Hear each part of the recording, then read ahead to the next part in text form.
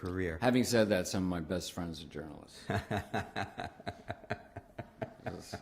It's really true. That's scattered throughout the world. It's really true. You meet, because some of them are major music fans, and that's how they got in. I mean, they're people who are crazy about music, and they can turn you on to records and put you into things. And they're really, like my friend Paolo Zaganini, who's in Rome, major music fan and detective novels. He's a great guy, and he's a journalist, so there you go. It's like that blanket cliche that's said about teachers, you know, if you can't do, you teach. And that's not true. Well, except, someone who's a fan of music, that level of appreciation and knowledge, that's really something.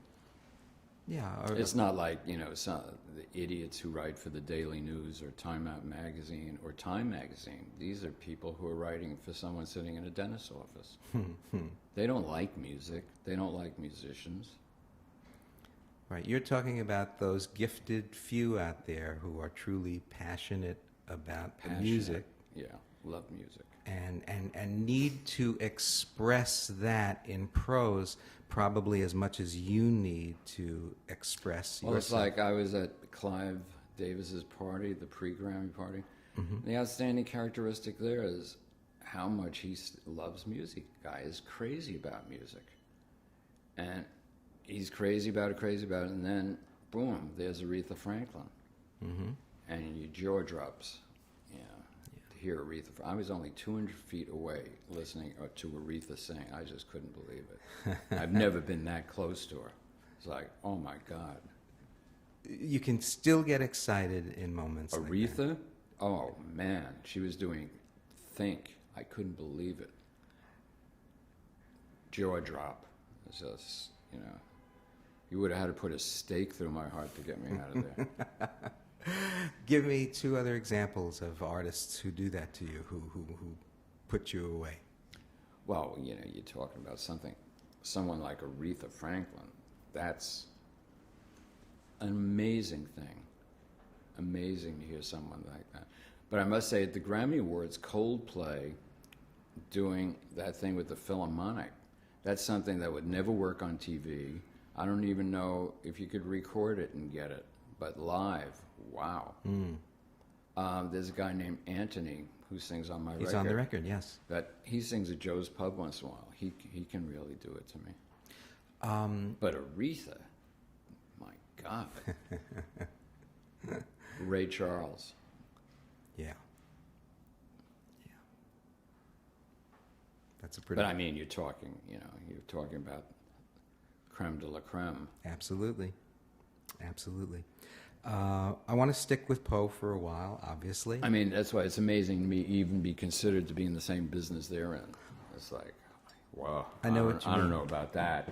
Right. I don't know about that. Sometimes, I've been mentioned in the same sentence or breath as some of the heroes of mine who Gene Shepard did stuff in radio. Yeah, exactly. And I just, you automatically you revert somehow to the kid in the Bronx or the kid in Freeport. The Fan. The Fan. Who else? Not a bad thing. I'm a very big fan, obviously. Were you always a fan of Poe, or did you have to reintroduce yourself to his work? I was a superficial fan of Poe from the movies. Vincent Price. And high school, forget. The movies. Wilner loved the movies. And I said something negative about the movies, and Wilner had a fit. I love those movies. How could you say that about? Because the movies got him in. But Wilner got me into it because he does, Hal Wilner, my co-producer, he does these Halloween shows at St. Anne's. And this year he did it at Royce Hall, UCLA, but in it, he gets all these musicians and actors and actresses, and they do Poe. And so at one of them, I did The Telltale Heart, acting it out loud. And when I acted it out loud, that's when I actually understood it for the first time. That really turned me around. Do you have it committed to memory? The whole Telltale Heart? A piece of it? No. no. I rewrote it because it's my, rewrote it according to the way I understood it. Mm-hmm, mm-hmm. To make it clearer. Or To make contemporary. it, yeah, without using slang. Mm-hmm. Just to make it clearer to the, in this case, listener, why he says what he says to the cop. Mm-hmm. Like, why does he do that? That's the thing about it. Why does he do that?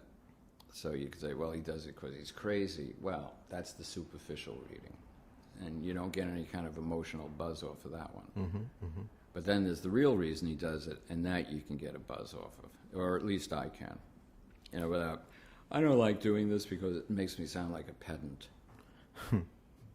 But lecturing about the epiphany at the end of Telltale Heart experienced by the lead protagonist in 2 hours or less, in one very long paragraph, please explain motive and modus operandi here. if that's the essay question on the final, Robert Klein would say, "Get out the size 6 shovel." He ought to know. Poe. It brings up the question of how... Made for music. He's so rhythmical. Yeah. I mean, absolutely. no one has ever... you've got, obviously, Shakespeare's I Ams. Mm-hmm. But Poe's The Raven, who's ever matched that? I mean, No. what a thing to come up with. That's genuinely fantastic. Do you know...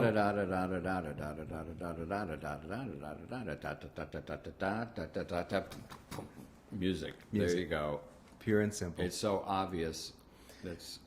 Are you familiar with a couple of your contemporaries who did, in fact, do Poe poems on their albums? It's listed on the internet. We were inundated the minute I was doing this. Do you know so-and-so did this, and this one did this, and this one did this, I'm surprised Tina Turner didn't do something with Ike that we don't really know about, some kind of closet Poe experience. Tina Turner in The House of Usher, featuring Ike as the bereaved husband. Right? Okay. There it is. Immediate, made for America. Write that America. down. There Right. it is. No, now. There it is. There's still time. The one I absolutely love is Phil Oakes doing the bells. Uh-huh. Do you know it? I do know it. Yeah. I mean, he was certainly on to some of Maybe this. more than he should have been. Maybe so. All things considered equal. Yeah, We yeah. have to look at the endings of some things. Well, the Now, my album has an up ending. Mm-hmm. I don't know. There's a little turn that takes place there. We don't just leave you, in Again- the dark woods, Again, a conscious Where are we? It's decision. dark here. A conscious decision. Yeah.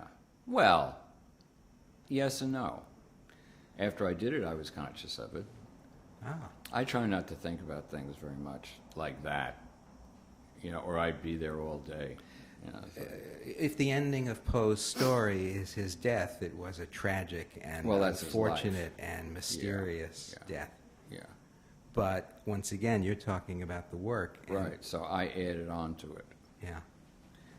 I mean, this is a guy who wrote the first science fiction story, the first detective story. This is a guy who predicated in Eureka his long poem about the universe, the Big Bang Theory. And T.S. Eliot made a lot of fun of it, saying, how do you, Edgar Allan Poe, dare talk about, why don't you talk about what you know? Then it turns out, guess what? Poe in the poem says, everything, you're going to find out everything came from a sliver. A sliver. Wow. The sliver of an idea, the germ that gives Big birth Bang. to a project. Oh, Well, there it is. there's the ultimate example. Poe has achieved more than a kind of immortality with his work. Has Lou Reed achieved a kind of immortality with his I'm work? not a critic. I don't rate me. You just do you. We can only try and pray that history is kind to us. In the pantheon of greats, where do we fall? What shadow is cast? Gee, I don't know. What could it be? Let's see. Are we 8, 10? Are we even included? Gosh, I don't know. Not for me to say. Johnny Mathis, Lifetime Achievement, wasn't there for it. What did that mean? I don't know. Yeah. I don't know. After all these years, they wait till he's probably in a wheeler. That's when you get the Lifetime Achievement. Not when it could do some good, sell some records, right? They give it to you, just as he's coasting God knows where. Mr. Mathis, you got the Lifetime Achievement. Hey, kidding. Sorry, Johnny can't come to the phone right now. Did you enjoy the Simon and Garfunkel moment? I don't know. I'm not a critic like that. I don't really think of it that way. As a person who was at this live event, did you? I was backstage, so I missed it. Okay. I hope they enjoyed it. Yeah, me too. I hope they did too. Poe, 40-year life on this earth, accomplished. The 12-step program was not around for him. Right. Yeah, over and out. That's it. That's it. That well, maybe it's not it, so who knows, but that was the end of that. So obviously the time in which you are born has a definite effect on... Let me put it this way. I had my appendix taken out. If I lived in any other time period, I'd have been gone. Okay. Well, at age 9, gone. That's it. So every day after age 9, Lucky Lou. I would like to think that speaks to progress, but what about Andy? When you go in for one thing, relatively simple and routine, and come out on a slab? What about that young girl? What about that young girl, yeah. There you go. Well, I mean... Is it that... But in general, let's be fair, Generally speaking, that's not what happens, generally speaking. They could have taken my spleen out instead of my appendix and just left me to rot in there, but, generally speaking, they can do that. Generally speaking, they can take a gallbladder out and not leave a guy alone. But there's a big lawsuit over that. Generally speaking, they can send a shuttle up and get it back safely. Yeah, scary. Very. Whoa. I'd still like to go up. This is kind of... You would? Wow. Oh, yeah, were tomorrow. Were you... No, I want to see it. What's it? I want to make sure we're not lying about sending these things up there. It's not in the like that backlot movie. of Universal. Yeah, exactly, like the movie. In those books they read, Proposition 6, or 13, whatever it was, that English thing. They said the whole thing's a phony. Right. That blowing up was no phony. No. What do these people have to say about that? They want to get another... It's not real. The Holocaust wasn't real. Right. None of that's real. Denial taken to some new level. It's funny. This would be a conversation worthy of Poe. One of the things you said in the liner notes, Lou, was that you were drawn to that notion of the impulse of destructive desire, the desire for self-mortification. Were you conscious of those kinds of feelings early? Did I say self-mortification? Yeah. Mortification? Is Yeah. that the word? Wow, that's good. That was a good word. That is good. Yeah.